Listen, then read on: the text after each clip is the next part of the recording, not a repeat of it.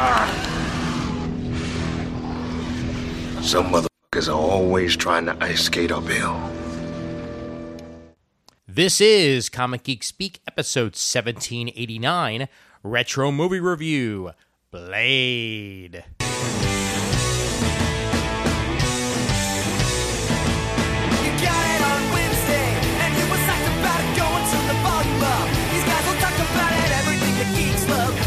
Laser beams, opinions like the seasons on everything you read in comics, movies, games, toys, artists, Comic Geek Speak, Comic Geek Speak, Comic Geek Speak, Comic Geek Speak, Comic Geek, uniting the world's mightiest heroes. This is... I'm Ian Levinstein. I'm Adam Murdo. I'm Shane Kelly. I'm Chris.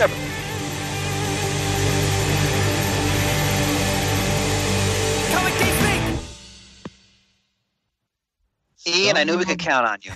If there was going to be any clip from Blade, it was going to be that one. Some motherfuckers are always trying to ice skate uphill. Yeah. That's the kind of night we have ahead of us. Oh, my God, yes. Yes, it is. I mean, the line had to have been improv because there's no way in heck that winds up in a script coherently. Well, Ian, it's a line that was plucked right from the 1970s. Oh, my God, yes. And specifically the 1970s circa 1998, as tonight we go back in time for a jolly Halloween and review Blade. Ooh. Gentlemen, I want to thank you for this indulgence. I've been looking forward to this. Blade. Absolutely my pleasure, sir. Absolutely my pleasure. A movie that not... Happy Halloween to our listeners, by the way. Yes, happy Halloween to all of our listeners, and a spooky Halloween, but a safe one. Make sure it's a safe one. Make sure it's a safe one more than anything else. Yep. Wear at least one type of mask, and it doesn't have to be the one that's part of your costume. Yes, 100%. As this episode is being recorded, I will probably be at a Halloween party the weekend of Halloween as a combination of peanut butter and jelly with my girlfriend. So that's good time all around. And how charming! Yes, I'm peanut butter. She's jelly.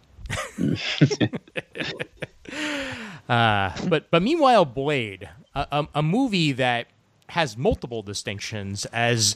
Not only was it, in some ways, probably the most coherent of superhero movies of its time, but kind of set the bar for superhero movies to follow, in my opinion. And I'd love to see whether or not you gents agree or disagree with that statement. I concur wholeheartedly, which is one of the reasons why I was lobbying to do this, because for me, Blade is the first modern Marvel film. Yes. Yeah. And there's so many aspects of it I'm looking forward to discussing, both complementarily and also in terms of absurdity. So this movie has a special place in my heart. I'm looking forward to discussing it. But before we get too deep into that discussion, however, yes. One further distinction that we can add to Blade is that its CGS movie review episode happens to mark the return of one of our long-standing sponsors. Yes, indeed. And so it is with great pride that I am able to announce that this episode of Comic Geek Speak is brought to you by the Collection Drawer Company, makers of the Drawer Box Storage System. Yes. Testify. Oh, yes. Can I get a what? What? Thank you. Yes, I was wondering if I could get one of those. Thanks for not leaving me in suspense. No problem. Yes, the Collection Drawer Company, who... Now, interesting fact here, those of you who've been listening to Comic Geek Speak for a while know that they're one of our longest-standing, most loyal sponsors. They have actually been around exactly as long as Comic Geek Speak has. They and our podcast are both celebrating their respective 15th anniversaries here in this wonderful year 2020. As long as there's been CGS, there's been drawer boxes, and as long as there have been drawer boxes, there have been drawer box promos on our podcast, and we're very happy to welcome them back here as they're celebrating this special anniversary year. Now, those of you who are not familiar with the drawer box storage system, it's an improvement on your standard cardboard comic book storage long box. And the advantage it has over the standard long box is that it does not open from the top via a removable lid. It opens from the front. It basically consists of an outer reinforced cardboard shell and an inner box that pulls front out of that shell like a drawer, hence the name drawer box. And the advantage there is that you can stack them up one on top of one another, and you can access the comics in the bottom box of those stacks without having to move anything off of the top of that bottom box. You can just pull that drawer right out, no fuss, no muss. It's truly a godsend, those of us who have accumulated many, many comics over the years but have not accumulated extra living space to match. It's a phenomenal space-saving solution. It's the easy access storage solution. And it's available in a variety of sizes, so you can use them to store not only comic books, but magazines, LP records, etc. And the Collection Drawer Company also offers the box sort upright dividers, which helps to keep comic books upright and neatly organized within your drawer boxes, and the box locks anchors, which are little plastic doodads that stabilize your vertical stacks of drawer boxes, which, owing to recent improvements made to the structure, can now be stacked 6 drawer boxes high. It used to be they only recommended going as high as 5, but now you can go all the way up to 6, save even more space that way. So, yeah, it's a fine product. I think many of us who have large comic collections in the CGS family have embraced them fully long since. It's a fine family of products from a fine family of people. And as a special thank you for the support that CGS and our listeners have given them over the years, the Collection Drawer Company would like to celebrate their anniversary by offering CGS listeners within the continental U.S. My apologies to Alaskans, Hawaiians, and our international listeners out there. This is only for the continental U.S. A special offer. Right now, through Wednesday, November 18th, 2020, CGS listeners who would like to go to collectiondrawer.com and place a drawer box order can get $10 off shipping on each 5-pack case of comic-sized drawer boxes or each 4-pack case of magazine-sized drawer boxes they order. Even better, the volume discount of $1 off per drawer box for 25 or more and $2 off per drawer box for an order of 50 or more still applies. So with that, plus the $10 shipping advantage, this is a great opportunity to stock up. And all you've got to do to take advantage of this, gentle listeners, is to go to collectiondrawer.com, which is their website, and when you place your order, be sure to type the magic phrase, Happy Anniversary from CGS, in the comments box as you place your order. Now, you won't see that discount right away, but the Collection Drawer Company will take $10 per case off when your charge is processed, and they'll send you a confirmation when the order ships. So once again, that is collectiondrawer.com, and remember the phrase that pays Happy Anniversary from CGS when you place that order. So happy anniversary to our sister organization at the Collection Drawer Company, makers of those fabulous drawer boxes. Hear, hear. Yes, indeed. In fact, Agreed. Not only are drawer boxes easier, but they're also safer when it comes to your comic books. As a couple of days before we got this the sponsorship in our emails, we were talking about comic box solutions on the Comic Geek Speak supergroup. And just Bill himself, Bill Hughes, a longtime listener of the show and good friend to most of us and all of us, commented that when Hurricane Sandy hit, because of the way that drawer boxes are made, most of his comic books were spared. And that's something that a lot of you folks who may be potentially storing your comic books in basements may want to take into accountability. If you do want to try and get that extra layer of insulation on your comics, then drawer boxes might be the way to go. Boy, there's no greater testimonial than that. Wow. You're not kidding. Yep. Yeah. 100%. And speaking for someone who has endured flooding as a comic shop owner, believe me, I wish I would have had drawer boxes back in the late 90s. I can only imagine, sir. I can only imagine. Well, thank you very much for that testimonial there, Murd, and for Bill, for that matter. And yes, go ahead and buy your drawer boxes. They are awesome, and we thank them very much for their support. Okay, now on to the main portion of the show, which involves ice skating uphill and Blade. Yep. So going back to my initial question, gents. I mean, obviously, Chris, you've already pretty much said so. Do you consider this to be the start of the comic book movie revolution, as it were? The beginning of a new generation of interpretations on film. Yeah, I agree. I really do. Now, whatever flaws this movie may have, and it does have them, and we will get into them in some detail, I absolutely do agree with the observations made by you and Chris that this movie marks a very important step in the evolution of not only Marvel movies, but comic book-derived cinema in general. I mean, more than any other film of its day that I can think of. It was one giant leap away from the public's campy preconceptions about comic book movies and superheroes, and kind of paved the way for other comic book-derived material, including straight-up superhero movies that took themselves a little more seriously. This movie helped to move comic book movies out of the shadow of Schumacher, shall we say. The shadow of Schumacher. Well said. well, to echo that sentiment, first of all, I have a personal anecdote. Because I see this movie a gazillion times, and I realized recently that as we were preparing for this, that inexplicably I did not see this when it came out in the theater, and I have no idea why. It was 1998. I was getting ready to open my store the next year, so obviously I was thinking about comics basically every moment of the day in some form or another. Why on earth I didn't go see this film, I have no idea. But I certainly saw it as soon as it came out. God, this sounds so quaint now, on video. Again, to echo Murd's sentiment, what strikes me about Blade every time I see it is that they clearly are acknowledging the source material, and in many ways capturing the spirit of the source material. In that I mean Blade from Tomb of Dracula and the Bronze Age and so forth. And like Murd said, I mean, there's definitely some campy elements, which in some ways I think is appropriate, but it's serious, and it's a faithful adaptation of the spirit of a comic book character. And like you guys were saying, you weren't seeing a lot of that. I mean, you saw riffs, you saw spins on different things, but I remember when I saw this for the first time, I was like, wow, that was Blade. The movie has a special place in my heart for that reason alone. Now, I also, Chris, did not see it in the theater. See, I'm surprised you didn't go. Wow. And here's to take it one step further. Now, I had been reading comics at that point for about 16 years or something like that, starting with the early G.I. Joe comic books that I was getting in 2021. Mm-hmm.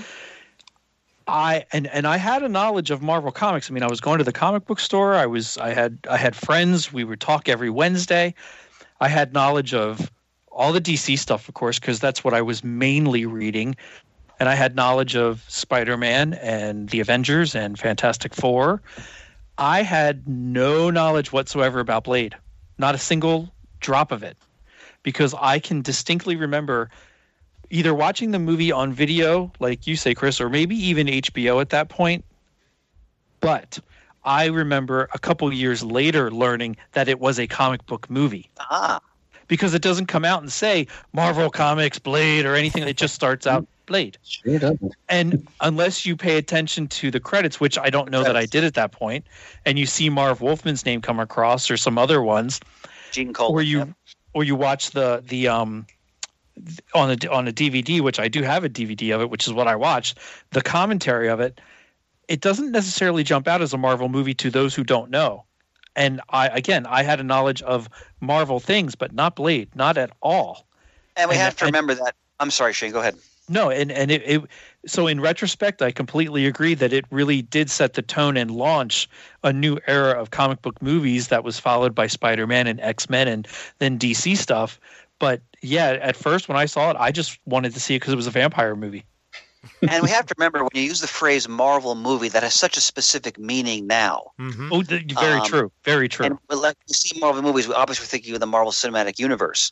And I agree that, when you watch this movie, and if you don't know anything about the comic history, you would have no idea that back in '98, for example, that this was a comic book film.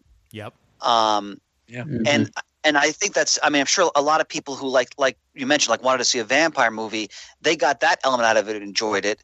And when I saw it for the first time, granted belatedly, and I still can't believe, I don't know why, on DVD, I was loving it because I had read Tomb of Dracula and I had read Blade, and you know, it was thrilling to see a version of that come to life on the screen, and clearly, you know, that knew the source material.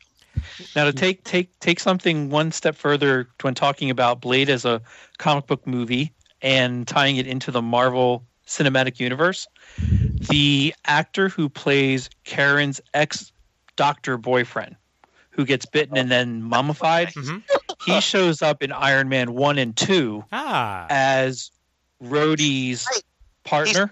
He's the Air Force officer. Yes. That's right. Yes. Oh, Shane. Good God. Good ball. That is a fantastic catch, Shane. I was watching it. I'm like, wait a minute. I know that voice. Holy crap. Look at how young he is. I would have never guessed that at all, Shane. Thank you very much for pointing that out. That's right.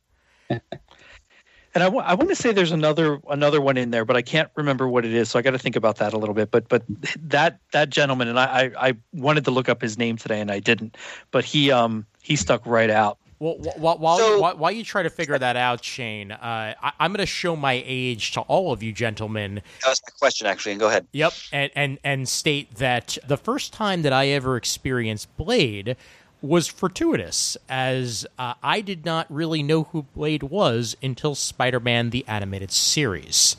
And that aired, between September 1995 and February 1996.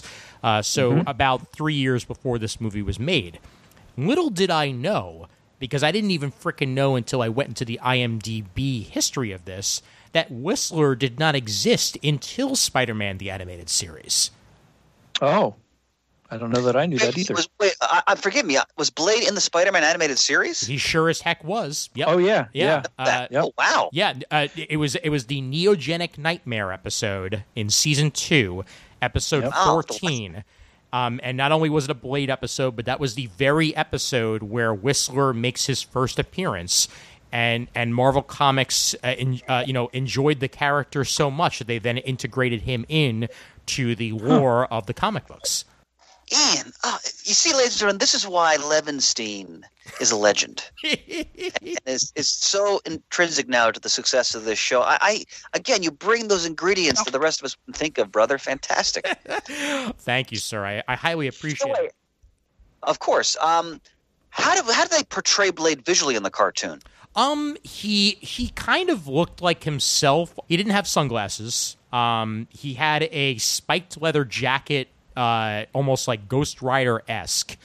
And I mean, he was definitely black in appearance, but he's definitely lighter than he appears in the comics. Okay. And has a frock of brown hair, similar to the type of hair that Tombstone has. To be honest, as his main appearance. The reason I'm asking is because Blade, and as Shane mentioned, in the credits, it's very quick, but they give a credit to Marv Wolfman and Gene Cole and the legendary Tomb of Dracula team for co-creating the character, and Deacon Frost as well, who's totally different in the comic. Oh yeah. But the Blade that we're introduced to in Tomb of Dracula, and again, this is early 1970s, is full on blaxploitation. Oh yeah. And it's deeply influenced by that movement in film and popular culture. So he's got the 70s turtleneck, he's got huge goggles, he's got like high leather boots and like a bandolier and like the leather, sort of like a longer leather coat. And that was Blade for quite some time. And like the Blade we see in the movie is what of course has influenced all the visual representations of Blade in modern comics. Oh yeah. Since then. Yep. So there's that interesting transformation in the character's appearance. It sounds like this animated was kind of a combination of the two. Yeah. Based on what you're describing, like a transitional appearance, essentially. Definitely. Although I will fully admit that the horrible helmet that he wears at one point, thank God it was never part of canon elsewhere, because the animated series had him wearing this, like, I guess his helmet for riding the bicycle, if you want to call that, with these horrible purple sunglasses attached to it, and yeah, not the best look. So, Ian, as the youngin of the group, when did you first see the film? Oh, I'm about to shock you all when I make this statement. I had not seen Blade nor Blade 2 until I saw it in a double feature at BAM, the Brooklyn Academy of Music, on February 9th, 2018. Wow. That date is tremendous. Wow. Yeah. All right. So you're very, very new to this then. Excellent. I am, yeah, because I was 14 when the movie came out. So it sort of went over my head for a while, and I just never got around to seeing it on DVD until fortuitously they showed both Blade and Blade 2 back to back at BAM. Shockingly, they didn't show Blade 3, but I'll get into that later. You can live without Blade 3. Oh yeah, I've seen it. Vampire Pomeranians. Enough said. Yeah. Yeah, I wasn't sure if I'd ever actually seen Blade Trinity, but I know I would have remembered Vampire Pomeranians if I've been exposed to them. So, thanks for bringing that up, Ian. I definitely have not. I still have not seen the third one. Nice. Now, I figured out who the other actor was in Blade that was in another Marvel movie. It was Donal Logue, who played Quinn in Blade. He played Ghost Rider's friend Mac in the first Ghost Rider movie. Yep. Yeah, I'm looking forward to Donal Logue because he's a great character actor, and he does a magnificent sycophantic lughead henchman in this film. So yeah. Yep. Well, Chris, it's sounding like I'm the only one of our merry band who actually saw this thing when it was first in theaters back in August of 1998, and I had not seen it again since until just within the last couple of nights as I watched it for us to do this. It came out in August of 98, so I was 19. Matt and I were just on the cusp of beginning our second year of college. We must have seen this movie together. We went to all these geek things together. So, but I think I realized as I was sitting down to watch this that I carried almost no memory of this movie across the gulf of 22 years since I'd last seen it. The only two things I remembered about it were, one, I was unhappy with the casting of Stephen Dorff as Deacon Frost, which is not the fault of Stephen Dorff himself. He did a fine performance here. It's just my usual gripe that the character was, as Chris mentioned earlier, so totally removed from what the character was in the comics, and that always does tend to tick me off. So let me just put my usual boilerplate gripe here. If you're going to alter a character so much from the interpretation seen in the comics, the original version, so much so that he becomes pretty much exactly the opposite of what he was in the comics, why even bother to pretend that it's still the same character? Why even use the name? Just call it somebody else, treat it as a completely new character, which in effect is what it is, and maybe you can get away without paying somebody royalties at the same time. So anyway, I was upset about that because I was familiar with Blade. I definitely knew that he was a comic book character because by 1998, I owned a copy of Tomb of Dracula #10 and still do. So yes, Chris, 70s blaxploitation Blade, Afro Blade, that is my bag. Murd, we could have gotten a very different movie if the IMDb trivia is actually telling the truth, as Jet Li was offered the part of Deacon Frost initially, but opted to do Lethal Weapon 4 instead. Very different movie.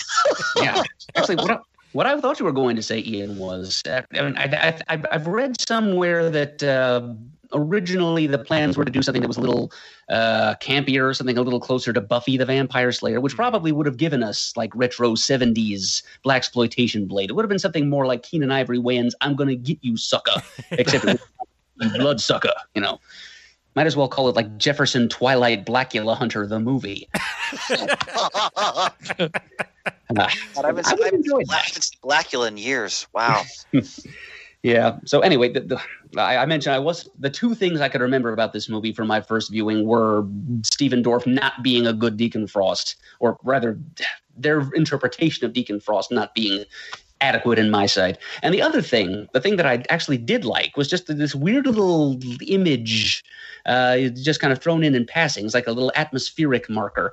That high-speed car chase scene between Blade and Krieger, the familiar cop dressed as a police officer. Yep. Yes, the two of them are driving through the New York City streets. The camera lingers for a moment on a street corner where a vampire is just kind of standing there in broad moonlight, as it were, guzzling the blood out of the neck of an unfortunate human female. And he looks up at the camera and shrieks in defiance. Just that one quick, weird little throwaway moment. It just a very 90s image in the middle of a very 90s sequence. And I just thought it was a nice way of building the atmosphere of this film, reminding us that this is taking place in a world where vampires exist, where they're growing in numbers and power, and they're getting bolder. It's getting to the point where they're just not even bothering to lure their victims into dark alleyways or into private rooms. They're just sucking them dry right there on the street. Yep. So just kind of accentuating the stakes against which Blade is fighting to, break these suckers' powers over the city that he's in. But those are the only two things I remembered. And watching the movie over again, a bunch more things came back to me. And I think a couple of things just kind of turned me off so much that I think I just kind of flushed the whole thing out of memory. I'm a little more inclined to be charitable to it now and just treat it as a product of its time. It's an interesting little time capsule of late 90s action movie stylistic conventions. And, of course, as we've already covered, its importance as a stage in evolution of comic book movies in general. And just to bounce back to some things you guys have been saying earlier about how it's not a Marvel movie in the sense that we understand them these days, and how you have to kind of look really carefully, even in the credits, even to see any hint that this was based on any kind of comic book. Mm-hmm. I think that was very much intentional. Like they buried the lead of this being based on a comic book. There's no in cooperation with Marvel Entertainment credit or anything like that. I think that's because Hollywood was still kind of stinging from the release of Batman and Robin the year before, in 1997. And they wanted to kind of distance themselves from comic book movies per se. This movie was, as its historical importance notwithstanding, we should point out this was very much a hedged bet as far as adaptations of comic books go. I mean, they were very careful as they were trying to dip their toe into adapting other Marvel Comics properties into movies. They wanted to pick one that they thought could have some crossover appeal. They were a little hesitant to do a straight superhero movie, so they picked this thing, which is an action movie first, a horror movie second. Shane mentioned that he went to see it mainly because it was a vampire movie, not even knowing that it had any Marvel connection. And a lot of other people went to see it for the same reason, I'm sure. And a superhero movie, only a very distant third. So this is an example of Marvel farming out its properties, but doing something that wasn't too overtly superhero-y just to start things off. The thing I have to remember is Murd gave an important historical moment there, is that this is an era where I use the term farming out. Marvel was farming out a lot of properties. Yeah. With often very little success in terms of them reaching full fruition or getting tangled up. Fury. Yep. Oh God. Or getting tangled up in all kinds of legal red tape. I think Spider-Man, for example, that was a whole, big song and dance for quite some time. Yeah, they were trying to get Black Panther made with Wesley Snipes in the lead. That's right. And the fact that fell through was a large part of why he agreed to do this movie. Yep. If I could start off, one broader comment to make about the movie that I still really love about it, and it always hits me every time I watch it. I watched it again maybe a week ago when we were preparing for this. Mm-hmm. The look of the film, it's taking place, like they say, in red now when they cut to the modern day. Like, all right, it's taking place in the, quote, modern era. You're not really sure what city it's in. Mm-hmm. They have modern technology, but and I'd like to think this is intentional. They created a look to the movie that for me made it feel like I was watching a 1970s film. The car he's driving, the sort of the gray, again, washed out look to everything, almost this like generic feel to the environment. It like the hospital corridors, everything about it made it seem like, not that it wasn't timeless, but it wasn't just exactly in the moment you're living at this moment now either. Yeah. And that I really enjoy. And as I watch it, as I watch it now as an older man, I really enjoy that aspect of the film. And I thought that really had a wonderful atmosphere to it. Yeah, that's the late 90s for you, Chris. It was when my my own personal love of 70s throwbacksmanship was forged. I agree with you, Chris. I love when they wash color in movies, TV shows like this. I also think that all the cinematography, the sets, the way everything looked, also gave it a very worn out world look. Mm-hmm. Like this world that they live in at that time is very beat up and very, very ripe for the picking for the vampires. Much like underworld was in the 2000s. Yep. Very much just beat down and ready. They really viewed humans as cattle, and I think the film portrayed it as such. Everything was focused on the vampires and their buildings, and some of them were very they were stark, but they were contemporary, very designed a certain way, but the rest of the world was very bland. In some ways, it sort of like combines 70s chic with cyberpunk. Even though this is technically supposed to be Los Angeles, as they do, at least according to the Wikipedia, because that's where they mostly filmed this film, and they do actually say a Los Angeles rave club in the Wikipedia itself. Whether or not they're just guessing at that, so be it. But there's also elements of New York thrown in there, where some of the buses feel that way. They have an actual Redbird subway thrown in there as well to try and whatever amount of props they can use, they're going to use, of course. But that immediately threw me to my own home of New York, because I used to ride those subways when I was a kid. But the fact that the cyberpunk almost reminds me of Total Recall at points, with some of the with some of those like really fat vampires and stuff like that, and some of the special effects that they threw in, it definitely combined multiple genres into one package, and I think they did a really good job of it. Yeah. Well, for example, Ian, when he goes with the doctor to the vampire club where they're having the Asian girls performing in schoolgirl outfits, yes, and all the forbidding looking vampires and sunglasses watching passively, and then they have Pearl, the archivist, who's like this just corpulent, being that can't even move, who meets a very unpleasant end for a vampire. I agree that they threw a lot of elements in there, and you also see that in the way Blade looks, but also the way Blade conducts himself. So the opening action sequence for me is still extremely thrilling. Oh yeah. And first of all, Wesley Snipes is one of those actors who in reality is not someone you want to screw with. He is a martial artist, and I read about his training and so forth and so on. But when he's fighting the vampires, there's one moment where he turns to the camera and then he punches in the direction of the camera. And I remember when I saw that, I got so giddy going, wow, this is like a blaxploitation film. They got it. Like that whole sequence. And at one point when he shoots the silver, and by the way, he has great weapons in the film, when he shoots the silver stake into Quinn's shoulder and he does like the fist pump. And then when he throws the boomerang, he grins. And there was that kitschy element, which is really right from the comic book character. And then you have the way he looked, the armor, the coats, the clubs, that was more of that more modern feel. But I so still dig the whole kind of world they created in the movie. And furthermore, Murd made a really great point before. It's a wonderful moment that he picked up when they show the vampire feeding on the hapless prostitute, whoever that woman is, in that alleyway. Mm-hmm. It's a great observation, Murd, because Frost calls the people basically they're our food, they're cattle, right? And you get the sense the humans kind of almost are like that as it is. They're kind of in the background. You don't feel like they have any control of what's going on around them. Even some of the police are really working for the vampires.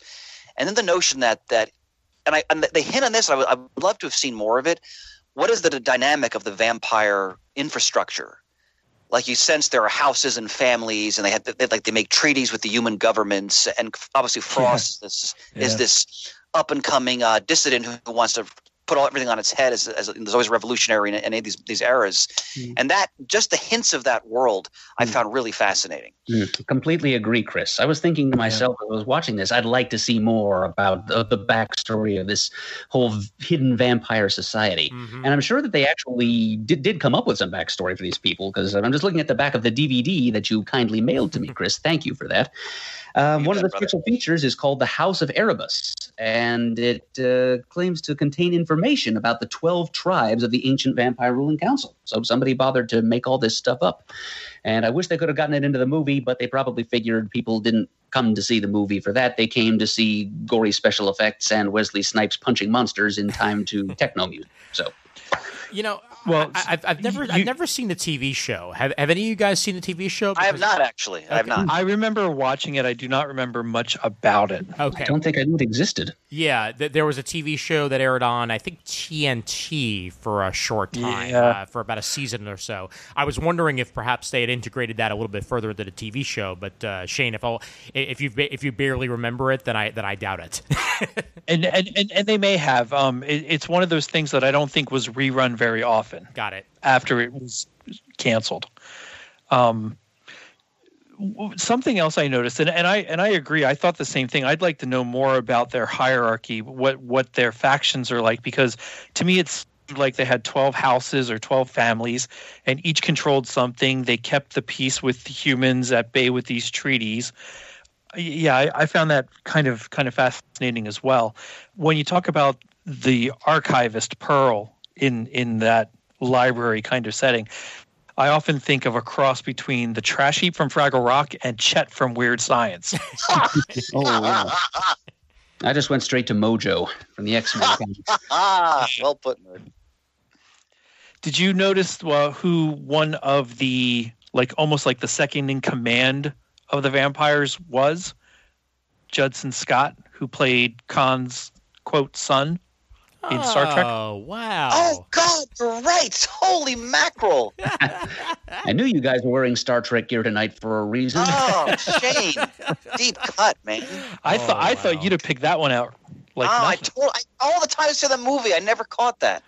Now I want to play too. Sure. Sanaa Lathan, the lady who plays Blade's mother, Vanessa. Yes. Yes. She would go on to do the voice of Donna Tubbs on the Cleveland Show. There. Oh, get out. Oh, wow. I think I'd have to look it up. I think she's in the first Aliens versus Predator movie. I think she helps lead the expedition into the pyramid in the Arctic. Okay. But I'd have to look that up. It kind of looked like her. That movie is such a ridiculous hoot. Oh, it is. and the director of this movie, Stephen Norrington, on IMDb, he's listed just as vampire. However, on Wikipedia, and again, Wikipedia could be edited by literally anybody, but they specifically list his cameo as Michael Morbius. Oh, wow. So either somebody's gotten heavy on the trigger finger when it comes to Wikipedia edits, or that's actually who he was supposed to be portraying as a cameo. So go figure. That'd be kind of cool if it was actually who he was trying to portray. Yeah, exactly. Murd, I like your observation. I did not know that she did the voice on the Cleveland Show. That's great. Mm-hmm. One thing I wanted, and you guys have all kind of touched upon this in different ways, but I think one of the strengths of this movie, why I still really enjoy it, and the sequel too, by the way, the second film, is they got really good actors for these roles. Because this movie could really have been a total bomb, silly, just fallen flat. But the tone they created, because as Murd was saying, they clearly put some time into thinking about this world that the story is going to inhabit, and the look of it, the vibe, everything. And then they got, like, Chris Christopherson is an excellent actor. Oh, yeah. Stephen Dorff is a superb character actor. Donal Logue is a great character actor. Yep. Nabusha Wright, who played is Karen? Is that her character's name? Yeah. Mm-hmm. Yeah, she's excellent. So they got really good actors, and that also really sold this film for me. Like, like the character of Whistler and Ian Gritt, I never knew that he was introduced in the animated series originally. Mm-hmm. Christopherson, because of his caliber as an actor, really gives weight to that character, and you really feel the relationship, the love between him and Blade, and that really makes the movie for me. And also the Stephen Dorff character, you get what he's trying to do. Like, you sense there's almost like a hierarchy of prejudice in the vampire nation, because he was not born a vampire, so you can see he's kind of like been bristling against like the sort of this cultural straitjacket they're keeping him in, and he wants to break out of that, and like that's really interesting. And Wesley Snipes. Well, let's go with that. Like, what do we think of his portrayal of this character? So Wesley Snipes, I love him as Blade. I love him as Blade in this movie. I know that Wesley Snipes has a history, and it's very hard to avoid that when it comes to future movies. He is a very hard actor to work with on set. And I know that there were even some instances on this particular movie where he wound up, almost coming to blows with Stephen Dorff once or twice, just because of the the energy that he puts into the role. But that energy was so well suited for Blade, and you could tell that he enjoys his performance. That he's having fun on set. Not necessarily the case when we get to Blade 3, but that's beside the point. In this movie, it works, and I really enjoy the character. Yeah, I enjoyed him playing the character at this time. I started noticing Wesley Snipes, as silly as this is, from when he was Willie Mays Hayes in Major League. Yes. Of course. And seeing him through all different things that he did from that point on. So, Yep. yeah, I enjoyed him as Blade. Mm-hmm. He brought across the character's pain very well. Like he embodied the constant internal struggle that Blade fights against his baser vampiric nature. He brought that across well, and of course all the punching and kicking too. Yeah, And we have to remember that they did go right to the source material for the whole crux, the basis of the character, which is, the Daywalker, the fact that he's caught between these two worlds and the torment of the thirst that afflicts him. And I thought they emphasized that really well in the film, as Murd was mentioning. The other thing for me, and it still thrills me, the fight sequences, and the weapons he's using, I thought it took the movie to another level in terms of being an action film, where you had this great mix of vampires and martial arts and horror and some camp, and it still works for me because there's idiosyncratic moments, like the Donal Logue character, like I said, the sycophantic lunkhead henchman. Yeah, there's something really amusing about his performance. Also creepy. I mean, because he's so he's such an obsequious lapdog for Frost, but when Blade sets him on fire in that opening sequence, in many ways, for that set the tone of oh, okay, now I'm really interested to see where this movie's going to go, because the 90s, there's a lot of vampire stuff going on in movies and television. I mean, I could do whole episodes on Buffy, but it was very much in the zeitgeist, and this struck me, and again, because I had the comic in mind as well as maybe other viewers wouldn't have, but this struck me as being such an interesting hybrid of what was kind of going on then with film and television, but also that the comic book source material as well. And it still really, really delivers for me. yeah. Yeah. I'm glad you mentioned Donal Logue, because you put Donal Logue in anything, and I'm going to enjoy it more. Oh, it's great. It's great. Oh my God. Yeah. He is easily one of my favorite character actors. I mean, when he was on Vikings, he was excellent. The multiple seasons of him on Gotham, oh my God, he was so good on Gotham. Yeah. He just got better and better and better in the role. And even his comedic tilt, on Grounded for Life was a great comedic sitcom back in the day. I love him whenever I can see him, and he is perfect in this movie. In this film, he's completely bonkers. Yes. He's clearly really enjoying the performance. Yep. And when they try to take out Blade in the club in the beginning, and he's just shrieking with delight at the prospect of combat, which he's not going to win.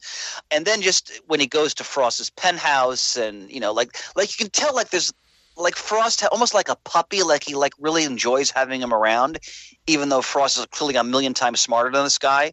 He took what could have been just an easy, bland, forgettable role and made it, I thought, really a compelling aspect of the film. And I know he's supposed to be annoying and irritating as the movie progresses, because he's completely off the rails. I absolutely loved how easily he was dispatched when he needed to be. Oh yeah! In that last battle, he's coming at him, and he's making this. Oh, I got my hands back, and he's got this tiny little blade that's not going to do a damn thing. He's tossing it back and forth and says, "I don't know what to kill you with." Too late, and he's decapitated and gone. It's fantastic. Yep, absolutely. I have to touch on the difference in success between director and writer for this film. Because Stephen Norrington only directed this Blade. He didn't direct Blade 2.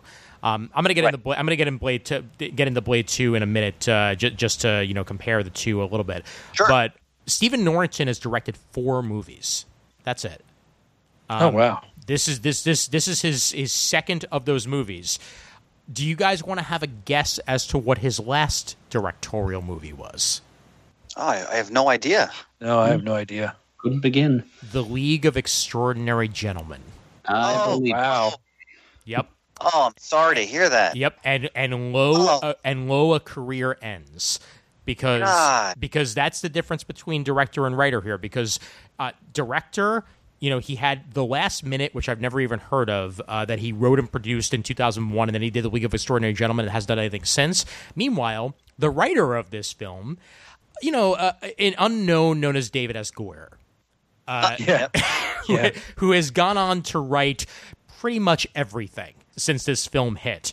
He's worked on the Batman films. He worked on the TV series Flash Forward, which was short lived but excellent. That was a fantastic show. Loved it. Da Vinci's, I was so pissed when they canceled it. Oh, agreed. Da Vinci's Demons. He's developing the Sandman series for Netflix. Masters of the Universe. He's working on a screenplay for. The man is known, and he's written comics too, hasn't he? Ian? Yes, Oh, yeah. yes, he has. Yep, with James Robinson. Yep, That's what I thought. Indeed, yep. And again, that's the difference between director and writer here, because director had 4 films, David S. Goyer had a gazillion and 4. Well, again, hats off to him, and I agree that the script again has all those elements that I thought made this movie a movie that I still enjoy watching. Yep. Like they're movies we go back to your youth, and if the sheen of nostalgia is worn off, and you're looking for something else, and you're like, "There's nothing else here. This movie wasn't really good, was it?" And this film, I still enjoy all the elements they put into it, and I think what they were trying to achieve. Absolutely. So. Yep. Absolutely. Yeah, I agree with that. Yeah.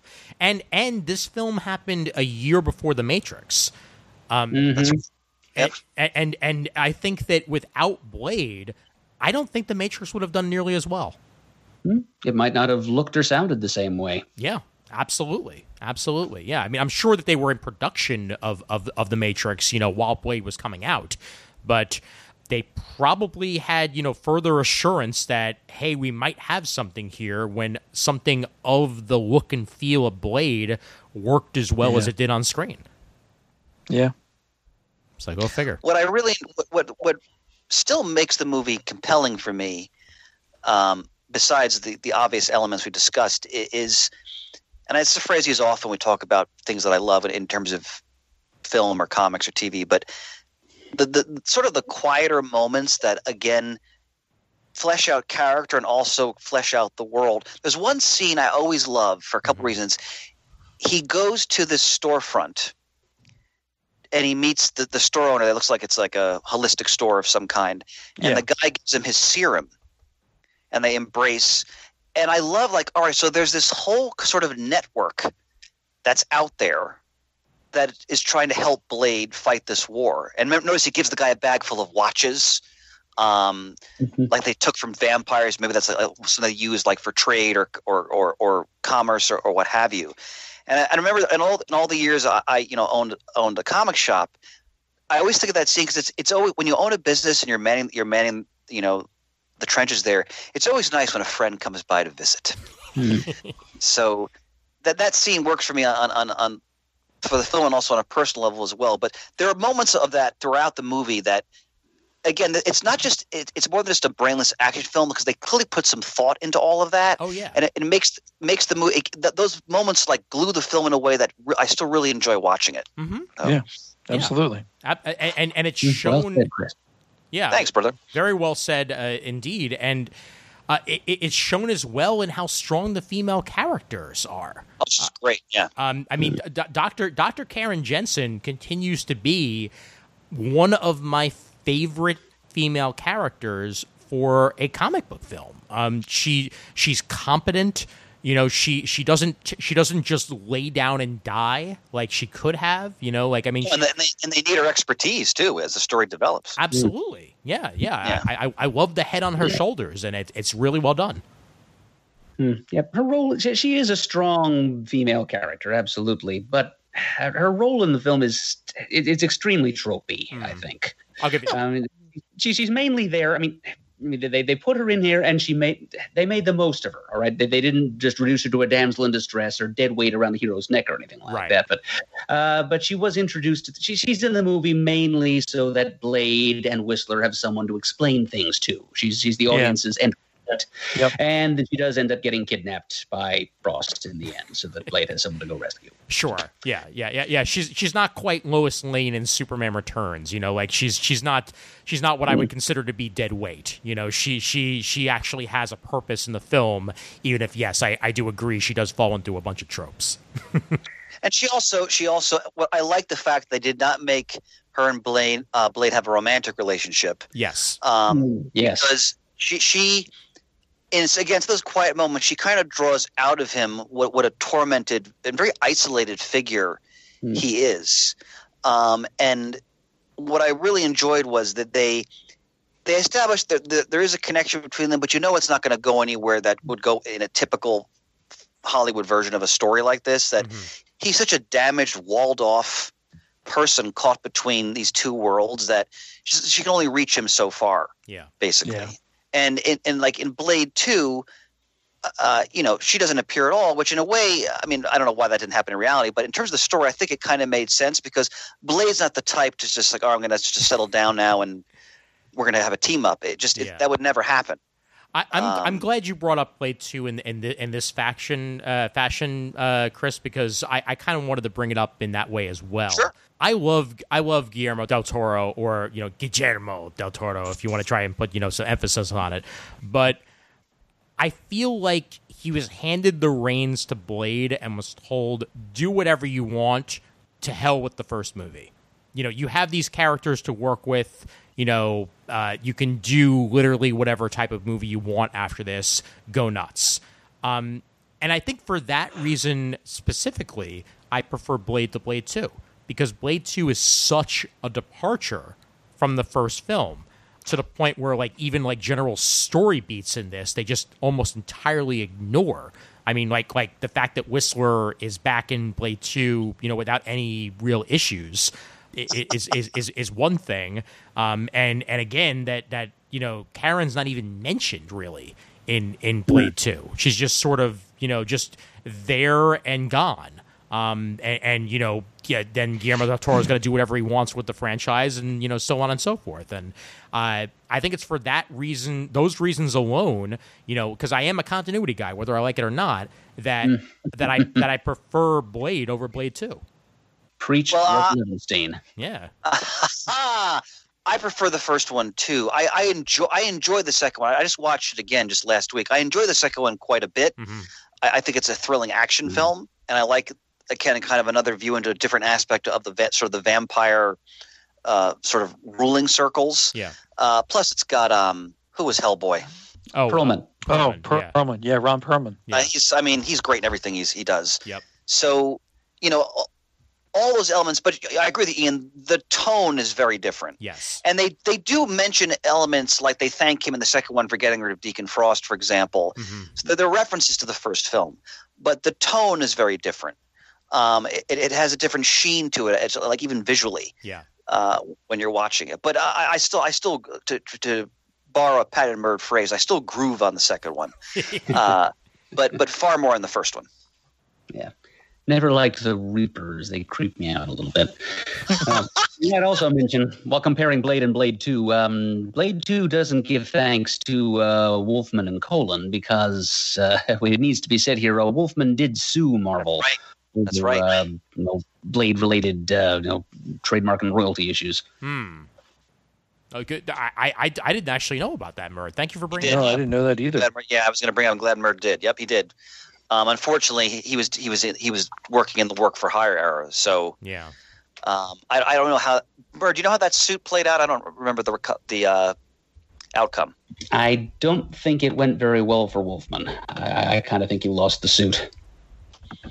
Yeah, some of the forums can probably comment onto that as well. But this is before the day and age when they started to not only acknowledge but throw give some financial support to creators whose properties they were using. Yeah.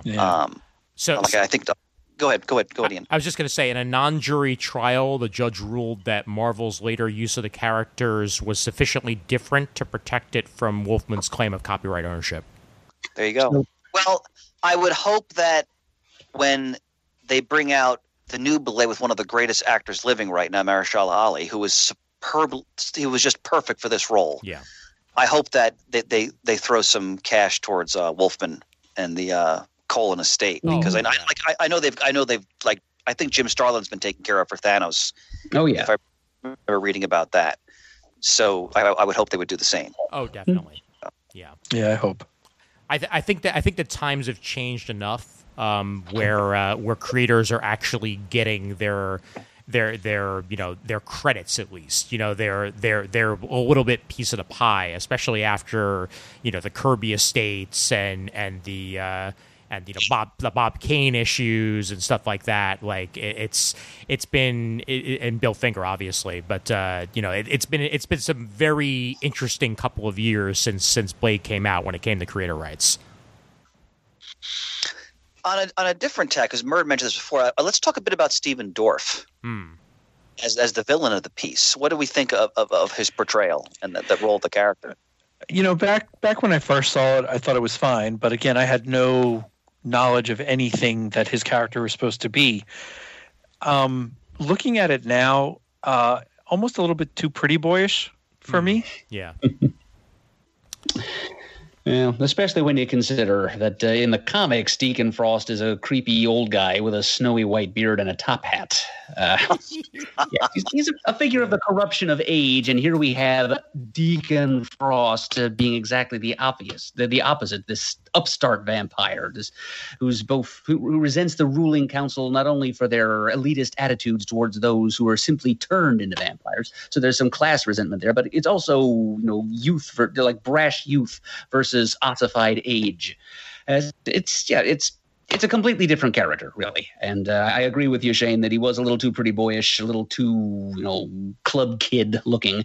I mean, he does own a couple of nightclubs, I think we're told in the movie. And so, Dorff did fine with the character he was given. I just didn't like the character. Mm-hmm. Yeah. And for him to be so young, even by vampire standards, be so young, to figure out everything to translate that with a computer, I kind of would think some of the other houses probably should have known what was going on. Right. They've had the history themselves. I mean, especially if you're a pureblood, you would think somebody had that passed down out of 12 houses or 12 families. Right. I thought that was a little bit too easy for him to just figure out and keep all the other vampires in the dark until it was too late. And then somehow he and his little gang of ruffians were able to kidnap Dragonetti, the leader of the vampire cult. Council. Yeah. Didn't any security or anything? I thoroughly enjoyed how they killed him. I thought that was a great scene. Mm-hmm. Yep, how his flesh sizzles and bubbles and smokes, and then he just explodes. While the other people, because they're wearing their black biker outfits, somehow that's enough to protect them from the sun. Yeah. Well, and sunscreen. Sunscreen. Yeah. That right there. That is the scene where I think I completely checked out of this movie the first time I saw it, and said to myself unconsciously, "Don't even bother remembering this movie because it's dumb." Yeah, well, it's that scene where Blade and Frost meet face to face in broad friggin' daylight. Yeah. In a playground. I mean, it's appropriate, I think, that scene was taking place in a playground, because the two of them facing off reminded me a lot of two kids playing vampires on a playground, and one of them is cheating, and the other one is looking really pissed off about it. Sure. And Frost is the one that's cheating because he's wearing sunblock, and that's enough to protect him from the... What was it? He might be standing there saying, I'm wearing my magic anti-sunlight underwear. Yeah. And Blade is saying, no fair. Was it SPF 1004? Like yeah, I mean, yeah. that's the but also at the same time, I mean, at least it was bathed in shadow. Like, at least it wasn't entirely, like midday sun or what have you. But yes, it was still stupid. Yeah. Well, and I at least like that they didn't shy away from recognizing that. Yeah. They didn't take themselves too seriously about it. They're like, yeah, got to start somewhere. Okay, sure. Yeah. Big Sunblock. broad wink to the audience, and this audience member was not winking back. Now, I'm You're gonna. gonna do a vampire movie, you gotta do it by the rules. I love the Murdonian worldview. Magnificent. I'm gonna take still a stand here for this version of Deacon Frost. Maird's right. It's nothing like the Tomb of Dracula character whatsoever. Again, it's a totally different character. But what I really enjoyed about it, and like even like Shane's point about the computers, I'll look at that as, okay, the ruling elite are so ossified in their way of doing things because it's the status quo. They want to maintain the status quo, which is typical of the position they're in. That they didn't even think to explore their history in a different way, because obviously the way they nurture and present their history maintains their power. So this young guy, this upstart, now he's not young because he attacked Blade's mother back in the 60s. Right. So yeah. he's been a vampire for at least 30 years at this point, and perhaps longer than that. We don't know when he was turned. So he's a progressive in terms of the vampire world, and that he's trying to make changes that he thinks is going to sort of open up the society to all the half-breeds. And like when they say these nightclubs are dangerous, they draw attention to our kind. And the scene where he goes into the council, I really enjoy because he's smoking a cigarette. He's being very insolent in his appearance and his demeanor towards them. But I just sort of like the way they use the character to create like a fissure in this world, and for him to, like you said, to him to be this upstart. And the scene in the park is absurd, but what I like about it is putting aside the whatever the super sunscreen he has on, the conversation they have, I think also gets to the heart of why Blade is such a unique and important character in this world, because Frostbaite's like, look, I need your blood to figure out how we can have what you have and also still retain our immortality. But we can walk around in the sunlight. And I love at one point, because there's just something so visceral about it when he says to Blade, you're a fucking maniac. Like he's like in awe of what Blade is and what potentially could bring to vampires. Then, of course, he throws a little girl who somehow miraculously survives being thrown right through like phone booth or something. Which was fun. So fittingly enough, the scene on the playground was essentially the Daredevil and Elektra scene on the playground of this movie. It was the weakest, and I wish it wasn't there because it kind of does break the movie. I 100% agree with Murd. The sunblock was stupid. The other thing is I'll say about Deacon Frost, while I do enjoy the character. Shock of shocks, Steven Dorff is smoking because Mr.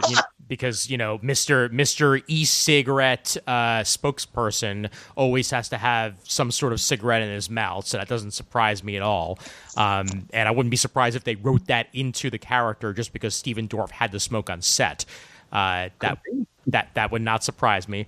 But knowing what Deacon Frost is in the comics, and that Whistler was created for Spider-Man the Animated Series, it kind of makes me wonder the what if Chris Christopherson was cast as Deacon Frost? Ian, as I was watching, I was thinking Christopherson would have made a better comic book appropriate Deacon Frost than Dorff did. Yeah. So, we are of a mind on this. Yeah. And Christopherson can play a great villain if you've seen him in Payback or Lone Star. Oh, sure. So he definitely has that range. His character is one of my favorite parts of the film, though. Oh, yeah. I really love his performance. Yep. I love how he's so worn down by all his experience. And like when he's talking to Karen Jensen, and he's very matter of fact, like, you might not live the night. Like he's still human. Like he cares, but he's seen so much horror. Yep. And his whole family, everything he's lost. His injuries, that he does. It's a great portrayal of someone who's still trying to get in there and fight, but it's almost hopeless. Like he's really worn down. I thought he captured that character very well. Yeah. Okay, so here's some of my love for Chris Christopherson. Now this goes all the way back to 1978 when he played the rubber duck in a movie called Convoy. As well as when he was in Millennium, that movie, Wow. which I still watch. It's not the greatest movie in the world by a long shot, but every time it's on or I find it, I watch it. As well as I share his birthday. Ah, nice. I thought you were going to start praising A Star Is Born. Like I wasn't sure where you're going.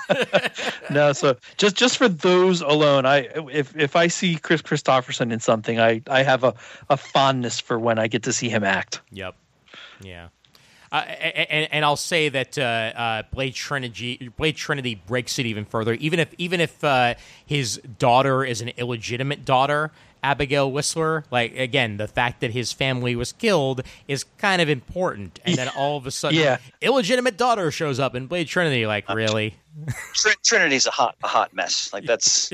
We don't even need to talk about that. Oh my God, yeah. Yet I still like what's her name and Ryan Reynolds in it. Yes. Jessica Biel. Jessica Biel. Yep. Yeah. She plays the Whistler character, and yeah, she's good enough. It's just they're not in the same movie. Like they're not in the Blade movie. It's something different. Yeah, the script's terrible, and Wesley Snipes didn't want to be there. Exactly. So it was, Well, thank you for vindicating my earlier decision to skip that one. yeah, you're fine. Another statement that I'll make is that without Chris Christopherson in this movie, I don't think we would have gotten Jim Beaver as Bobby Singer in the Supernatural TV show, because he very much plays the role of Whistler for the Supernatural TV show. Like he almost embodies the exact performance that Chris Christopherson throws in there, and Jim Beaver himself is that character actor that could be anything. And he definitely took his notes from what Chris Christopherson did here. To kind of circle back, because I mentioned earlier, it's one of my favorite moments. What do we think of the opening action sequence? Oh, I love it. The obligatory late 90s action movie rave/dance club scene. With a whole lot of blood. Don't leave home without it. Well, and the actress who plays Raquel was Tracy Lords. Yep. Who amazed me that she was only in for that one scene, yet got screen credit in the beginning when the credits rolled. Yep. It was pretty prominent for her small role in the movie. She's a recognizable name. She was. And then the hospital sequence, that poor doctor, Curtis, the character's name. I remember the first time I saw that scene, just how I mean, you knew the corpse was going to get up. I mean, that was a given. But just the violence of it.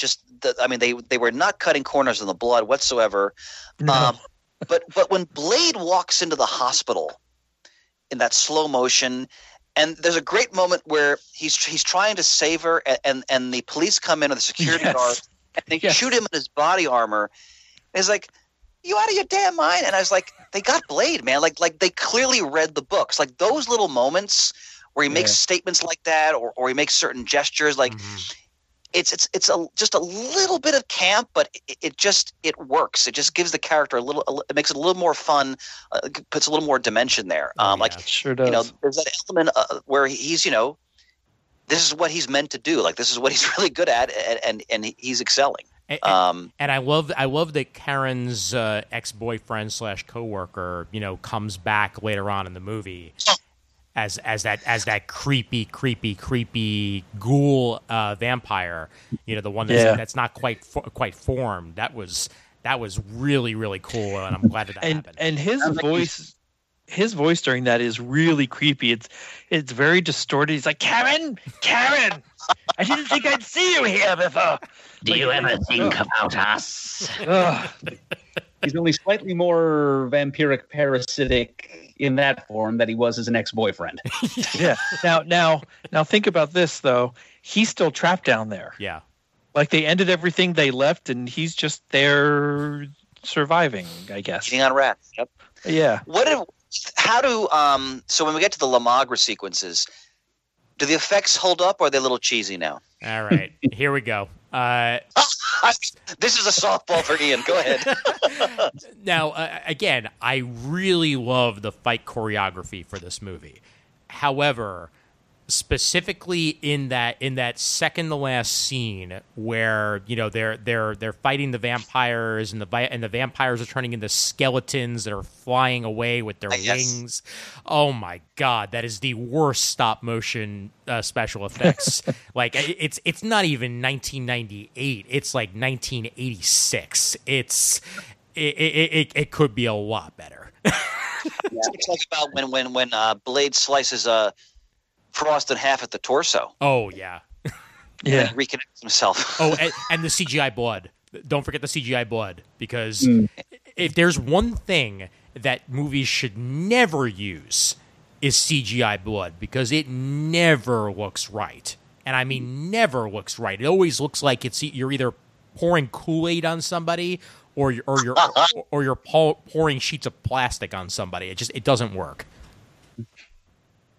Yeah, I find those. I mean, I still love the movie. I'm fully engaged in it, but it's just those are the charming moments. Like the skeletons, you're right, it's like out of like a 1980s, like I don't know, fancy film, like I'm watching Beastmaster.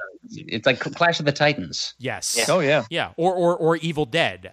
Like it's very much like it reminded me of Evil Dead 2 in the stop motion that Raimi used to, with the dead characters in that. That's 100% what it made me think of. What do we think? Go ahead, Murd. I'm sorry. Well, I was I was going to go off on another Please. tirade about that final scene. Just special effects and what they lack aside. Do you guys get the feeling that the payoff in that big final scene doesn't quite sync up with the build-up to it? Like this big vampire apocalypse thing described in a couple of different ways at different points in the script, and then in the end, all we get is flying skeleton vampire spirits go into the bad guy and turn him into super kung fu Deacon Frost with karate chop action and red eyes, yeah, and red eyes, yeah. I thought so too. For how grandiose it was thought to have been throughout the movie for Frost, I did think it was a little bit anticlimactic.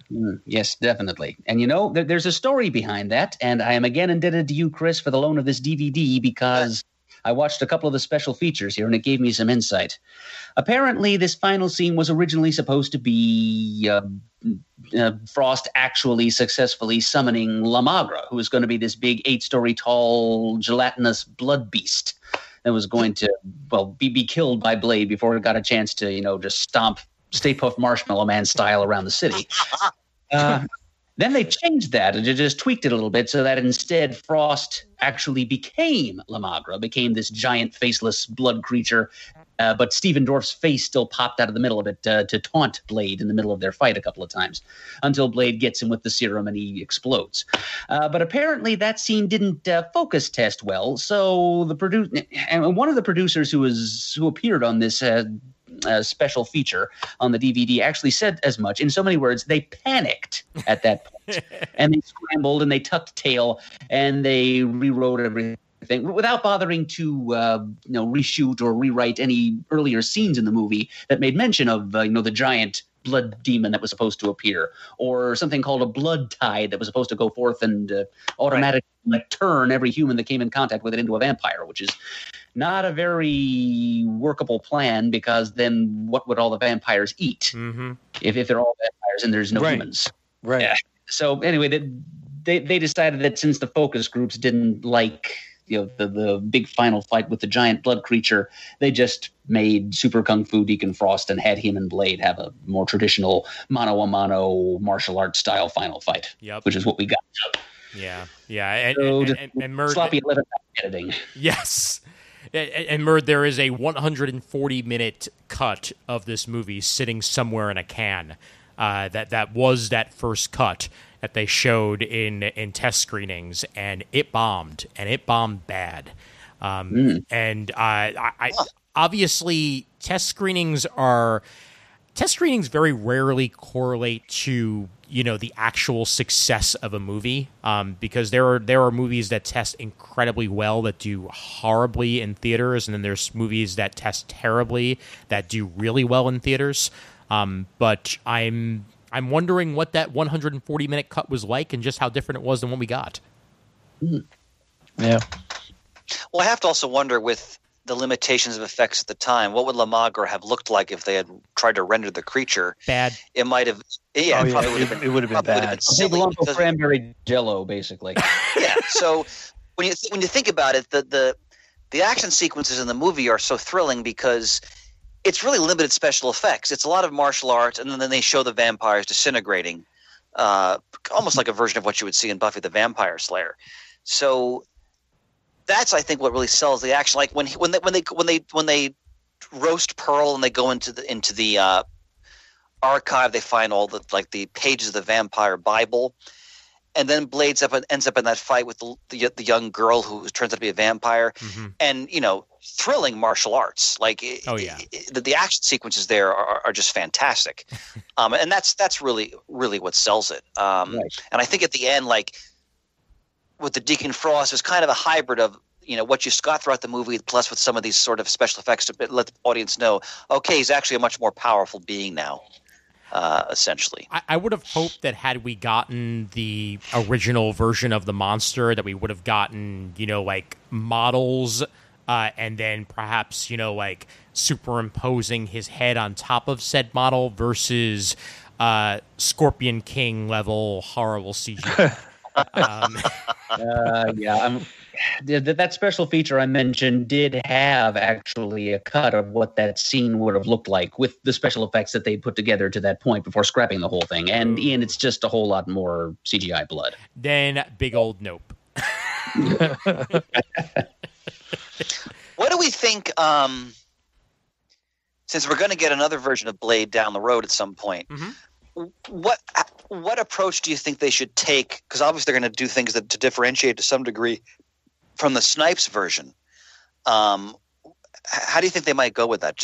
We're just talking out of our butts here, but. I mean, I think you could probably lean even further horror, to be honest.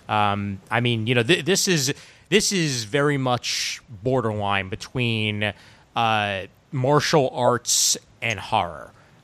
It uses both genres to a very positive effect. However, I think we've proven now when it comes to superhero films and Marvel films in particular that you can use different genres and you can use them very effectively. And they just need to just go straight up horror with Blade. I think that'll work really well for it, and it'll make it just that much different than what we've already got. And go ahead, Meter. I'm sorry. Go ahead, Murd. I think those brief moments of just humor, moments like in the Wesley Snipes film when he gets fired at by the cops and he said, "What the hell are you doing, man?" Stuff like that. I think that's going to be amplified in the Mahershala Ali version because it will be a Marvel Cinematic Universe film, and moments of levity like that are kind of a hallmark of the MCU. So Ian may be right. Maybe going full horror is the right idea, but if they're going to do it Marvel style, I think there'll have to be little interjections like that to lighten things along the way. And Murd's probably right there. I would also hope that they really play to the strengths of Ali, who is a tremendous actor. Oh yeah, tremendous. Like I've always enjoyed and Wesley Snipes, by the way, has great range. He's been in a lot of different movies in his career. Some people may have looked at. He's done dramatic performances. Like the guy can act, which I think makes his performances Blade all the stronger. But Mahershala Ali is on a whole other level as an actor. Oh yeah. If you've seen him in different things he's done, like right now I'm watching the film Moonlight. It's amazing. Oh yeah. So I really want to. Like what they addressed in the original film in terms of his torment, his isolation, the history. I want to see more of that in a new version because the actor they have can so deliver when it comes to that kind of those types of scenes and the emotion and depth required. And I'd also love to see them really keep it on the street because Blade is one of the quintessential Marvel street characters. So I mean, it's MCU, so we might see other characters we're familiar with, but they don't really need to do that because Blade operates truly in the shadows of the Marvel Universe. I mean, they've had to interact with other characters. I mean, he was in the Avengers just recently in the Aaron run, which was great. And of course, the Captain Britain series, we all love it. What's the name of it? Captain Britain and MI-13. MI13. He plays a role in that when they go to war against Dracula, which is awesome. Right, the vampire state story. Yeah, which is a classic. So there's so many ways they can go with this character in a new film, but I hope they really. I'm sure they know that, like, the actor they have, his range is so enormous that, like, the humor Murd is talking about, the brooding, all of that can be in there in a way that I think could work really effectively. But I mean, in many ways, I would almost be looking for almost like a brooding kind of quiet film. Like, you have all the violence and all that, but Blade is a complex and tormented character.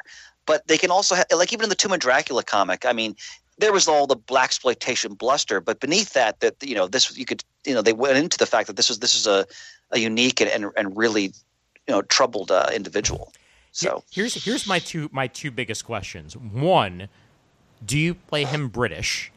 Because everyone always forgets he's British, except for MI13. Even regularly in the comic books, they forget he's British. So that's a thing.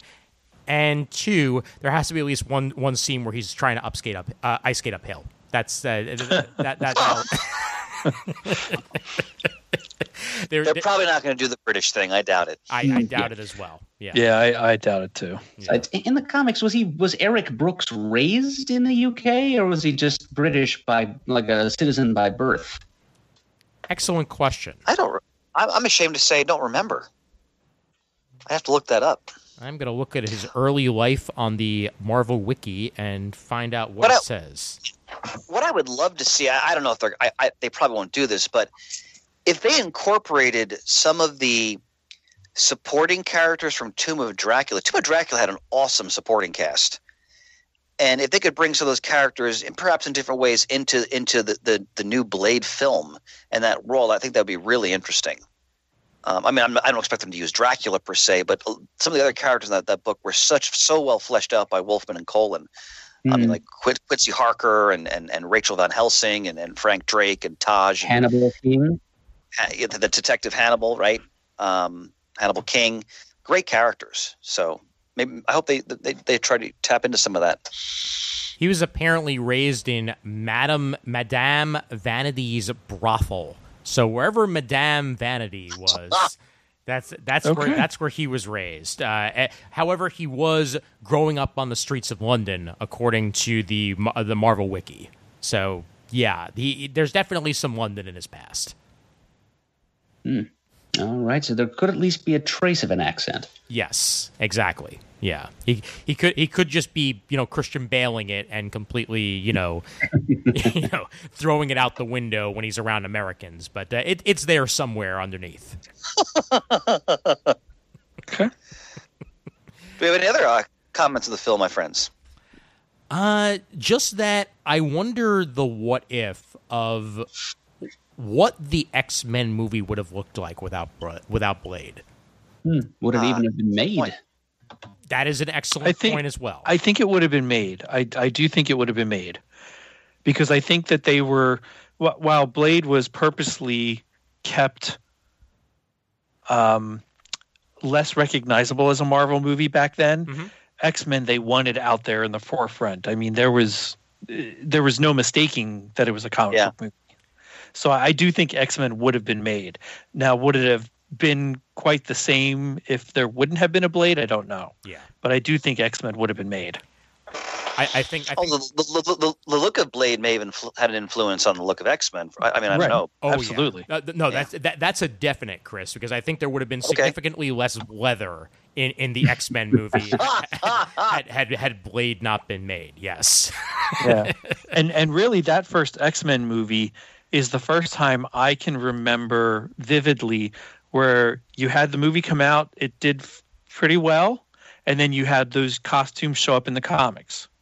And then just about every time there's a comic book movie, the comics follow suit with what's going to be in the movie. Mm-hmm. Well, that's happened with Blade now, too. Blade is no longer rendered the way he was in the 70s and 80s. Oh, sure. I mean, it's all based on the movie. because that's what people would recognize. Yeah, definitely.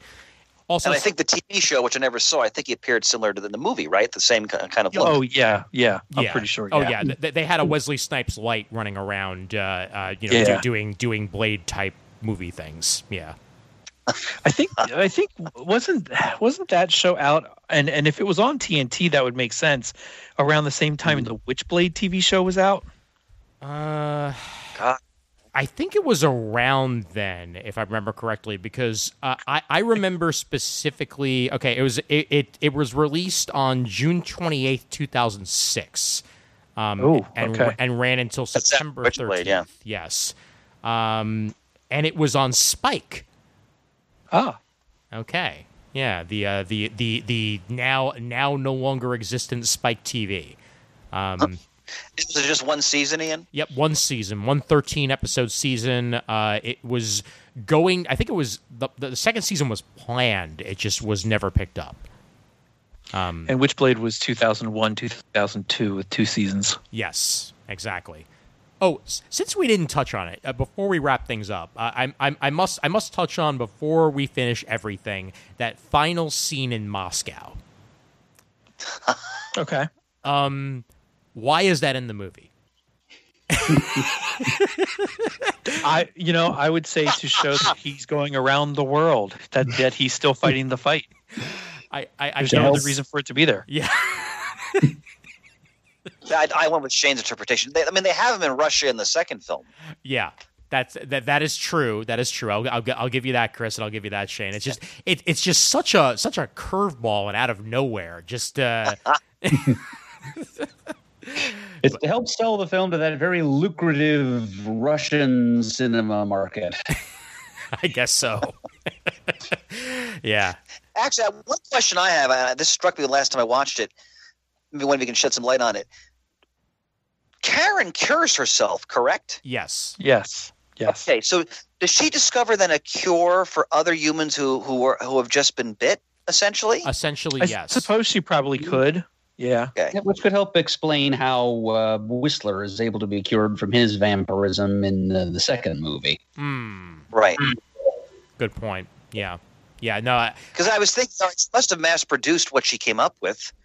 Because remember when they finally, he's like, she's borderline, in a few hours she'd be well into the change. So you assume, well, if she totally changed, that whatever she created wouldn't have helped her.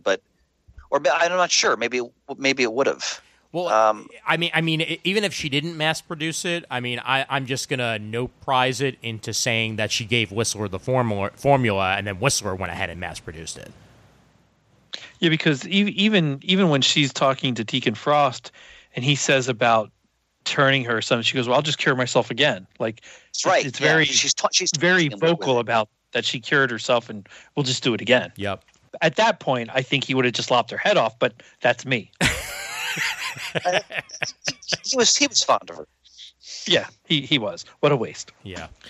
Also, now I'm just thinking yet again of Donal Logue being like, "I have both my hands. I have both my hands." Every time I watch the movie, I get such a kick out of his performance because he takes something so little and makes it such an entertaining part of the film. Absolutely. Yep. Absolutely. Like I said, he makes everything he's in better. All right, frickin' Swears time, methinks. Chris, how many would you give it? A very strong, let's say a very strong 3 3/3. Nice. Murd? Just a flat 3 for me, I think. Okay, fair enough. Shane? See now for its place in history of comic books, I was going to go with a 4. Yeah. For what it did and what it led to past that. No, historically, there's no dispute of that. Yeah, I was just going. My rate was more based just as a movie. Oh yeah. That's a movie. Mine too, really. I mean, it's an important rung on the evolutionary ladder of the genre, but just in and of itself, there were some characters, but by and large, to me, it's just it's mostly style over substance. Yeah. Enjoyable style, still. Oh yeah. I can go with a strong 3 then. That makes sense. Yeah, I'm going like 3 3/4. It's not quite a 4. Historically, it's at least a 4. That much is a given. But I'm just really impressed with this movie every time that I see it. I think that it's for a proto of what's to come. This was a enormous step in the right direction, even for as much cheese as there was. And I'm impressed with the acting all around, the fight choreography, the directing, and the score as well. I mean, we didn't even touch on the score, that it's period appropriate, but at the same time, it gets the message across really well. Yeah, I think so. Right. Yep. Happy Halloween, fellas. Yes, indeed. This has Happy been Halloween. a bloody good time. Yep. And as part of our spooky Halloween, Murd, you want to remind us who our sponsor is? Oh, yes, our sponsor for this episode is the Collection Drawer Company and their wonderful products, the Drawer Box Storage System, the easy access storage solution for your comics collection. Go to collectiondrawer.com, check them out. And if you place an order, don't forget to type the phrase Happy Anniversary from CGS in the comments line, and you'll get a special discount. Heck yeah, and we are happy to have him as always. Amen. Yep. All right, Shane, over to you. Okay. Visit us at comicgeekspeak.com to send us an email. The address is comicgeekspeak@gmail.com. To leave a voicemail, the number is 267-702-6642. Stop by thecomicforums.vanillacommunity.com. Let us know what you think about Blade. Follow us on Twitter, like us on Facebook. Thank you to everyone who contributes to the episode. Send in some Muddle the Murds so we can have those as time progresses. And as always, we are uniting the world's mightiest heroes, one listener at a time. You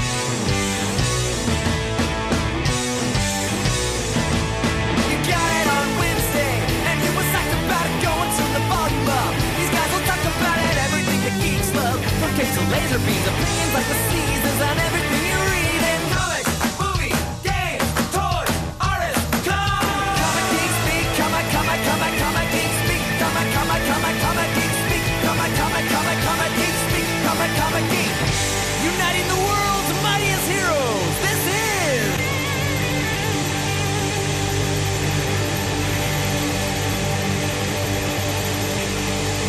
Comic Geek Speak!